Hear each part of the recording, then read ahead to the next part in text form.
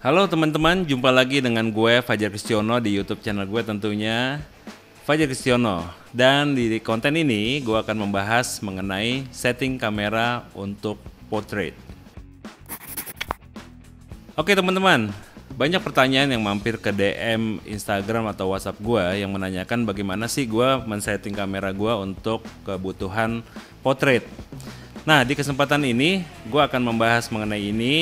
Kalian boleh menyimak dan boleh komen di bawah ini apabila ada pertanyaan-pertanyaan yang kira-kira belum di cover di konten ini. Nah, ada lagi permintaan tambahan dari teman-teman.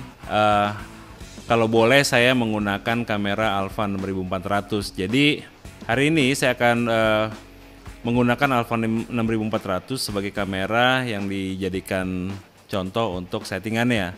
Tapi untuk teman-teman yang lain yang menggunakan kamera yang lain, kalian bisa mencari menu-menu yang mirip dengan menu yang saya praktikkan hari ini. Pada prinsipnya akan sama aja. Oke teman-teman, kita akan memulai. Saya akan ambil 6400-nya kameranya. Ini 6400 yang sering gue pakai. Oke, di sini kalian bisa lihat settingan kameranya. Kalian bisa pencet menu, kemudian akan merubah file format ya. Jadi saya biasa akan setting file format di RAW and JPEG. Kemudian JPEG quality-nya tetap ke extra fine karena kadang-kadang JPEG quality ini kita bisa gunakan untuk kita berikan filenya kepada klien kita atau model kita misalnya apabila mereka butuh. Kemudian aspek rasionya tetap 3:2. Oke, kemudian apalagi yang saya setting long exposure, saya biasanya akan setting tetap di on ya. Walaupun jarang pakai long exposure di pemotretan model ya, tapi dibikin default supaya nggak kelupaan. Kemudian nah ini memory setting nanti saya akan bahas di belakang. Kemudian ada focus area, biasanya akan saya setting di wide.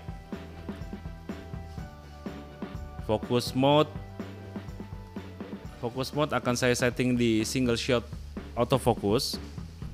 Kenapa single shot autofocus?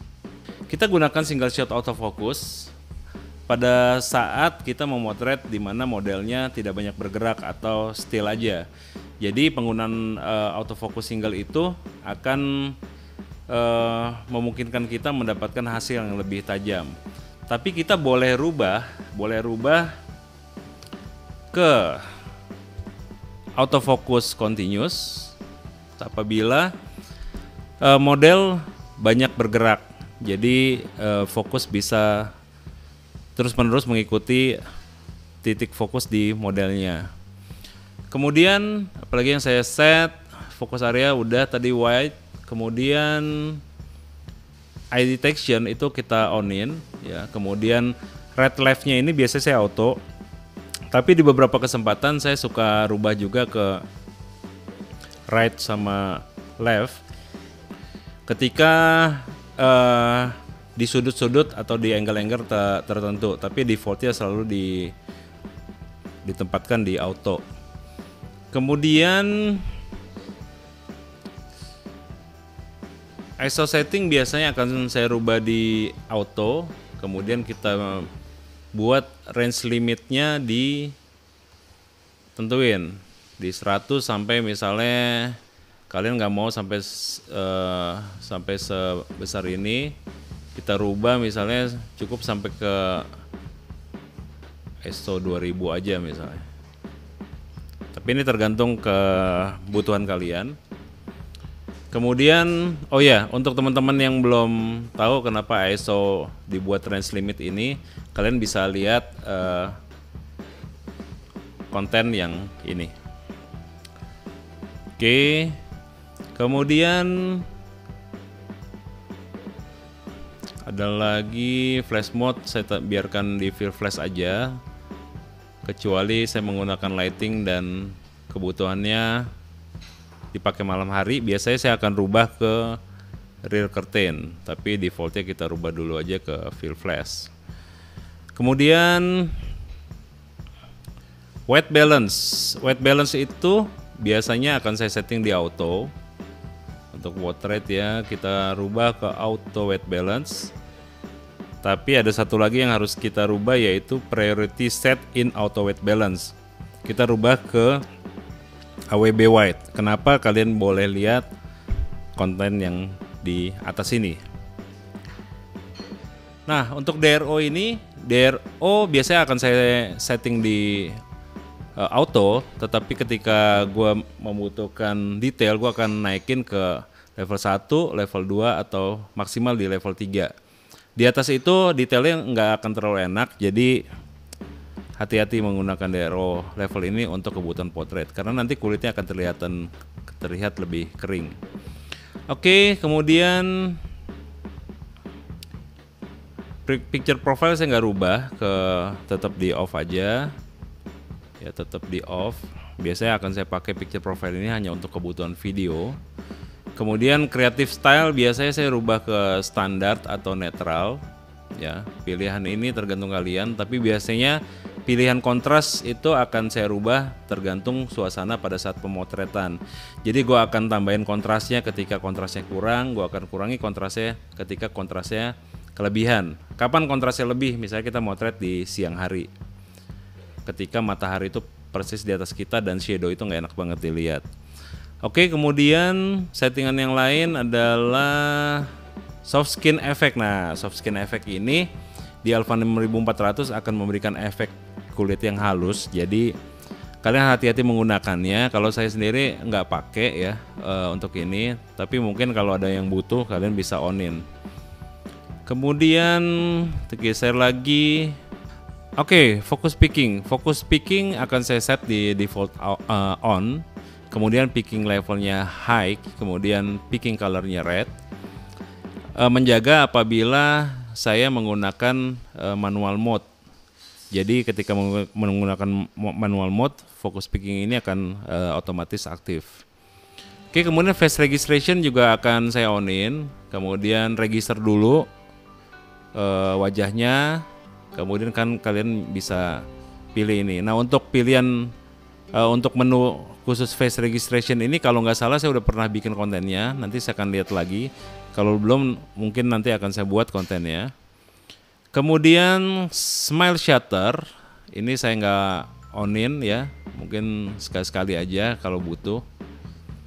Tapi secara default saya nggak onin. Oke, ini untuk video. Di sini yang saya rubah adalah custom key mana? Nah, ini sorry.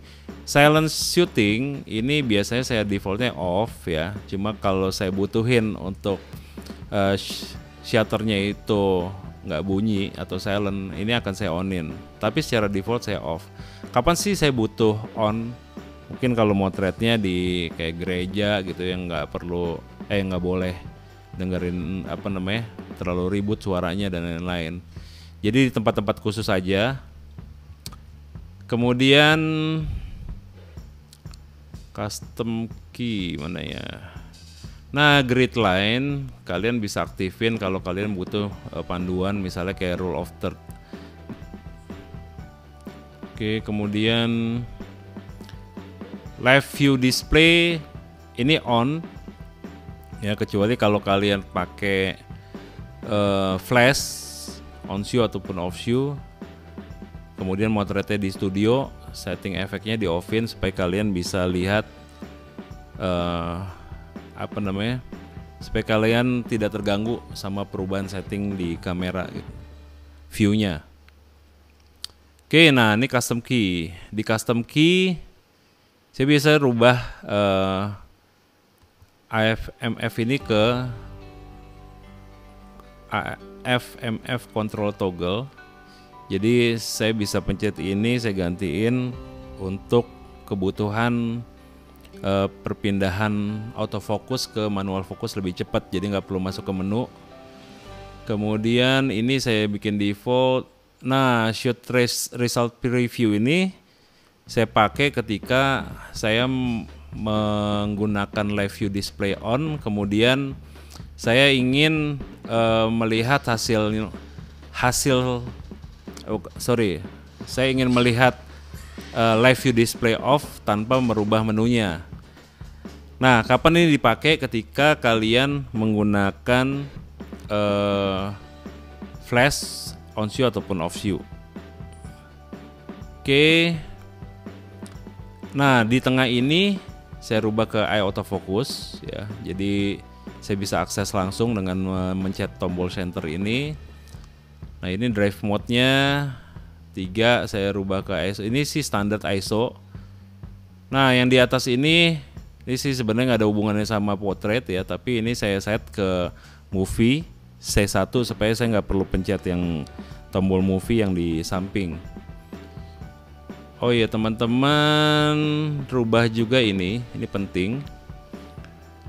Rubah ke touch operation ke on, kemudian touch panel rubah ke panel and pad sehingga memungkinkan kalian untuk memotret dan mencari fokus ketika kalian ngeker nih. Jadi kalian bisa gunakan jempol kalian di layarnya. Oke, itu gunanya. Balik lagi. Di sini saya pernah bahas di Alpha 7C, ternyata di Alpha 6400 juga ada. Nah, kalian sebenarnya bisa rubah di sini di function of touch operation. Tapi ini karena lagi dipakai HDMI-nya untuk recording ini, saya nggak bisa pakai. Jadi kalian bisa pakai gunakan itu function of touch operation dan kalian bisa gunakan touch shutter-nya, dan untuk lengkapnya kalian bisa lihat di konten yang ini. Oke, ini tadi udah di sini lens focus hold.